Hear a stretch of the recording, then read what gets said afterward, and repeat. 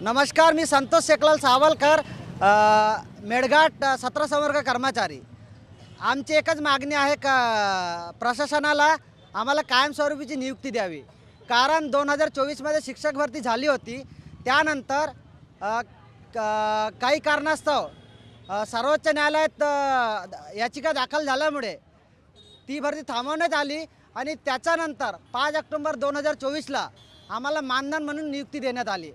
परंतु मानधन वर आम्ही काम करत असताना आम्हाला 1.5 वर्ष होऊन राहिले।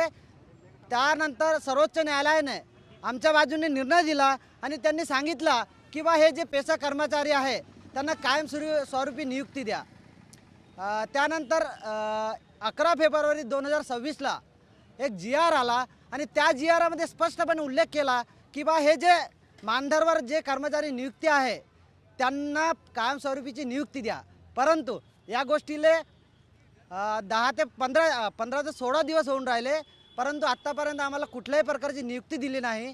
म्हणून शासनाला आमची एकच विनंती आहे की बा हे जे कर्मचारी बसलेले आहेत त्यांना तुम्ही न्याय द्या आणि त्यांची जी कायमस्वरूपीची जी मागणी आहे ते पूर्ण करावे। कारण कसं आहे सर, आमच्यासोबत जे लोक लागले 2024ला किंवा 23ला भरती झाली होती, त्याच्यातले जे लोक प्लेनमध्ये लागले त्यांचा शिक्षण सेवा कालावधी संपलेला आहे आणि त्यांना कायमस्वरूपीची नियुक्ती भेटले। परंतु आमच्यासोबत हा मोठा अन्याय झाला आहे। आम्हाला 2024 मध्ये नियुक्ती मिळाली आणि तेही आम्हाला मानधनमध्ये मिळाली।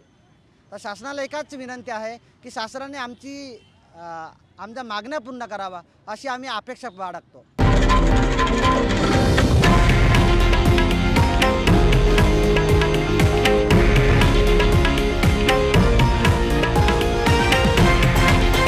हे आहे देशातील नंबर 1 न्यूज नेटवर्क आणि आपण पाहत आहात TV9 मराठी, एकमेव।